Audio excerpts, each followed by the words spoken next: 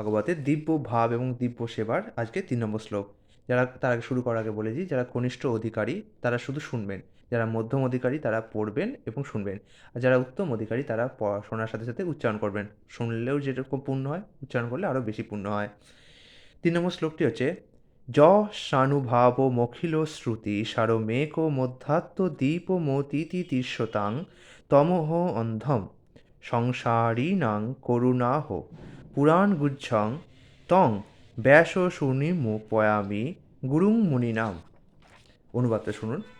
সংসাররূপ গভীর অন্ধকার উত্তীর্ণ হওয়ার অভিলাষী বিষয়াসক্ত মানুষদের কাছে কৃপা করে যিনি স্বীয় প্রভাব জ্ঞাপক সমস্ত বৈদিক জ্ঞানের সারভূত অনুপম আত্মতত্ত্ব প্রকাশক দ্বীপ সদৃশ সর্বপুরাণ রহস্য শ্রীমদ্ভাগবত বলেছিলেন, সেই মুনিগণের গুরু ব্যাস তনয় শিল সুখদেবকে আমি আমার সশ্রদ্ধ প্রণতি নিবেদন করি। আমি আর একটু সরল করে দিচ্ছি।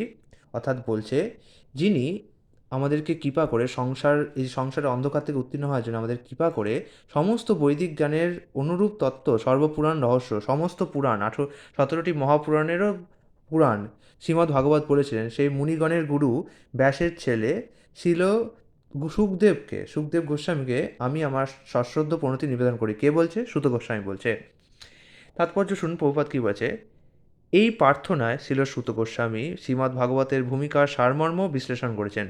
অর্থাৎ শ্রীমদ্ ভাগবত কেন শোনানো হচ্ছে, কি শ্রীমদ্ ভাগবত কেন গুরুত্বপূর্ণ, সেটা এখানে বলা হচ্ছে। শ্রীমদ্ ভাগবত হচ্ছে বেদান্ত সূত্রের যথার্থ ভাষ্য। শিল ব্যাসদেব সমস্ত বৈদিক জ্ঞানের সার সংকলন রূপ বেদান্ত সূত্র বা ব্রহ্মসূত্র প্রণয়ন করেছিলেন। সেই সারবস্তুর প্রকৃত ভাষ্য হচ্ছে শ্রীমদ্ ভাগবত।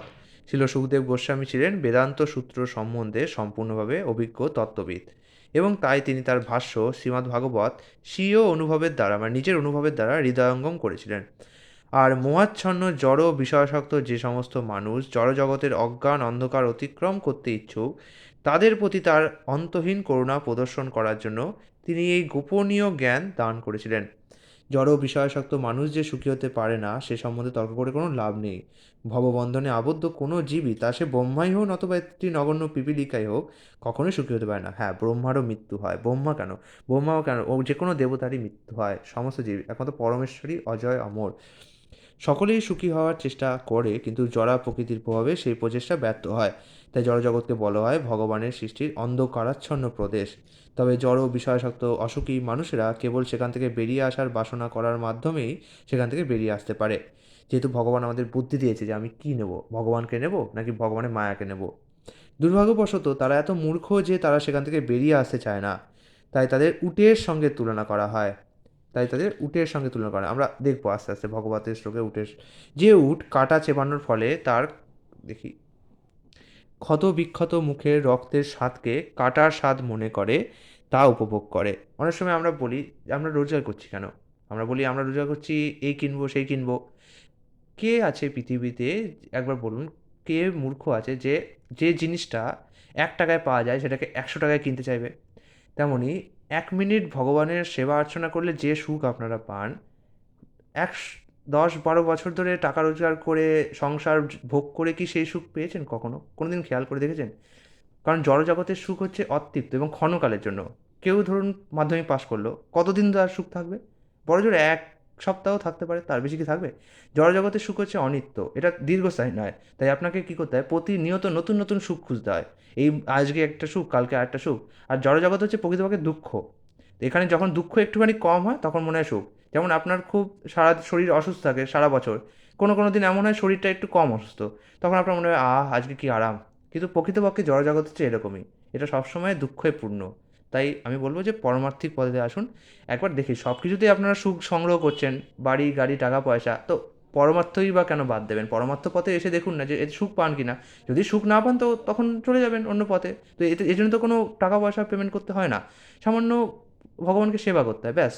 এবং বিনামূল্যে ভগবান সব কিছু দিয়েছেন, ফুল ফল সব কিছু বিনামূল্যে। আপনি ফুল নিয়ে এসে ভগবানের সেবা করতে থাকুন, ভগবানের নাম গান করুন, সেটাও করতে হবে না। ফুল ফলও তো আজকে কলিযুগের এমন অবস্থা কিনতে হয়, নাহলে বাড়িতে গাছ লাগানোর জায়গা নেই। তো সামান্য ফুল ফল যদি না হয়, ভগবানের নাম গান করুন, যেহেতু বিনামূল্যে, জিহা তো সবাই দিয়েছে। তো যাই হোক, কিন্তু সে বুঝতে পারে না। যেমন উট যেমন কাটা গাছ চিবায় এবং কাটা গাছ চিবানোর ফলে তার মুখ কেটে যায়, কিন্তু সেভাবে যে আহা কাটা গাছে কি নোনতা, তেমনই জড়জগতে আমরা নিজেদের পরিশ্রমেই সুখ ভোগ করছি, কিন্তু আমরা বুঝতে পারি না যে আমরা এত কষ্ট করেছি, সেই কষ্টের ফলে সাময়িকভাবে কিছু সুখ পাচ্ছি। আমি সারা মাস খাটলাম টাকার পিছনে, তারপরে 1-2 দিনের জন্য ঘুরতে গেলাম, এটা হচ্ছে জড়জগতের সুখ। যাই হোক, উট বুঝতে পারে না যে কাটার আঘাতে ক্ষত বিক্ষত তার নিজের মুখেরই রক্ত। তেমনই জড়বাদীদের কাছে তাদের নিজের রক্তের স্বাদ মধুর মতো মিষ্টি বলে মনে হয়, এবং যদিও সে নিরন্তর তার নিজের সৃষ্ট জড় বিষয়ের দ্বারা নানা রকম দুঃখ দুর্দশা ভোগ করে, তবুও সে সেখান থেকে বেরিয়ে আসতে চায় না। এই ধরনের জড়বাদীদের বলা হয় কর্মী। অনেক সময় দেখেছেন আপনার খুব অস্বস্তি হচ্ছে, কোনো জায়গায় বসে আছেন, কিন্তু দেখবেন তবু আপনি কিছু হলেও মানিয়ে নেন, কারণ আমাদের স্বভাবই এটা। আমরা অস্বস্তি হচ্ছে জানি, কিন্তু পরিবর্তন চাই না। আমরা জানি আমি গরিবের কষ্ট পাচ্ছি, কিন্তু তবুও আমি একটুখানি পরিবর্তন চাই না। আমি জানি আমি শীতে একটুখানি কষ্ট পাচ্ছি, কিন্তু তবুও আমি পরিবর্তন চাই না। আমি জানি আমার একটুখানি কষ্ট হচ্ছে, তবুও আমি পরিবর্তন চাই না, যতক্ষণ না অন্তিম কষ্ট আসে। যাই হোক, তো এই ধরনের মানুষদের বলা হয় কর্মী। এই রকম শত সহস্র কর্মীর মধ্যে কেবল 2-1 জন জড়জগতের কার্যকলাপে পরিশ্রান্ত, মানে ভাবে যে এই জড়জগৎটা বিচ্ছিরি জায়গা, পরিশ্রান্ত হয়ে সেই বন্ধন থেকে মুক্ত হওয়ার বাসনা করে। এই ধরনের বুদ্ধিমান মানুষদের বলা হয় জ্ঞানী। তাহলে কর্মী হচ্ছে যারা জড়জগৎকে ভোগ করে কর্মের দ্বারা। আর যারা বলে যে জড়জগৎ তো দুঃখের আয়তন, যারা বুঝতে পারে এবং তারা ভগবানকে আরাধনা করার জন্য জ্ঞানের সন্ধান করে, তাদের বলা হয় জ্ঞানী। এখানে দার্শনিকদের কথাও বলা হচ্ছে। বেদান্ত সূত্র এই ধরনের জ্ঞানীদের জন্য প্রণয়ন করা আছে। তাই এখন বুঝতে পারলেন যে বেদ কেন সবাই পাঠ করতে পারবে না, বা ভাগবত কেন সবাই পাঠ করতে পারবে না। কারণ আপনাকে তার ভাগবত পাঠ করার জন্য আগে জ্ঞানী হতে হবে, নাহলে আপনি ভাগবতের বিকৃত ভাষ্য গ্রহণ করবেন। বেদান্ত কিন্তু পরমেশ্বর ভগবানের অবতার শিল ব্যাসদেব বুঝতে পেরেছিলেন যে ভবিষ্যতে বিবেক বর্জিত মানুষেরা বেদান্ত সূত্রের অপব্যবহার করবে, এবং তাই তিনি এই বেদান্ত সূত্রের ভাষ্যরূপে ভাগবত পুরাণ প্রণয়ন করেছিলেন। এখানে স্পষ্টভাবে বলা হয়েছে যে শ্রীমদ্ ভাগবত হচ্ছে ব্রহ্মসূত্রের প্রকৃত ভাষ্য। শিল ব্যাসদেব তার পুত্র শিল সুখদেব গোস্বামীকে, যিনি ছিলেন মুক্ত পুরুষ, শ্রীমদ্ ভাগবত দান করেছিলেন। শিল সুখদেব গোস্বামী ব্যক্তিগতভাবে তা উপলব্ধি করেছিলেন এবং তারপর তা বিশ্লেষণ করেছিলেন।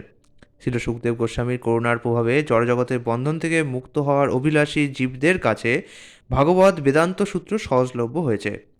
শ্রীমদ্ ভাগবত হচ্ছে বেদান্ত সূত্রের অপ্রতিদ্বন্দ্বী ভাষ্য। ভাষ্য কথার মানে হচ্ছে, আপনি ধরুন কিছু বোঝাতে পারছেন না, তখন আপনি সহায়িকা বইয়ের সাহায্য নেন। তো ভাষ্য হচ্ছে যা কোনো জিনিসকে বোঝায় যে কী আছে এর মধ্যে, তাকে বলা হয় ভাষ্য। শ্রীপাদ শঙ্করাচার্য ইচ্ছাকৃতভাবেই তা স্পর্শ করেননি, কেননা তিনি জানতেন যে বেদান্ত সূত্রের এই স্বাভাবিক ভাষ্যটিকে বিকৃত করা সম্ভব হবে না। তিনি তার শারীরিক ভাষ্য রচনা করেছিলেন, এবং তার তথাকথিত অনুগামীরা শ্রীমদ্ ভাগবত আধুনিক রচনা বলে তার প্রতি তাদের ঔদাসীন্য প্রদর্শন করেন। শ্রীমদ্ ভাগবতের বিরুদ্ধে মায়াবাদীদের এই অপপ্রচারের দ্বারা কখনোই প্রভাবিত হওয়া উচিত নয়।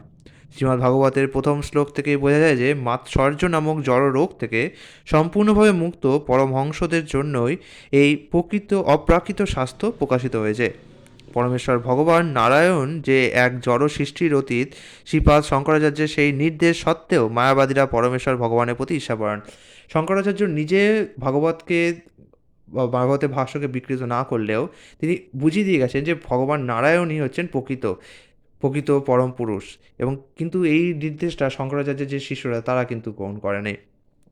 ঈর্ষাপরায়ণ মায়াবাদীরা কখনোই শ্রীমদ্ ভাগবত স্পর্শ করতে পারে না, কিন্তু যারা এই জড়জগতের বন্ধন থেকে মুক্ত হওয়ার জন্য ঐকান্তিকভাবে আগ্রহী, তারা শ্রীমদ্ ভাগবতের শরণ গ্রহণ করতে পারেন, কেননা তা বর্ণনা করেছেন মুক্ত পুরুষ শিল সুখদেব গোস্বামী।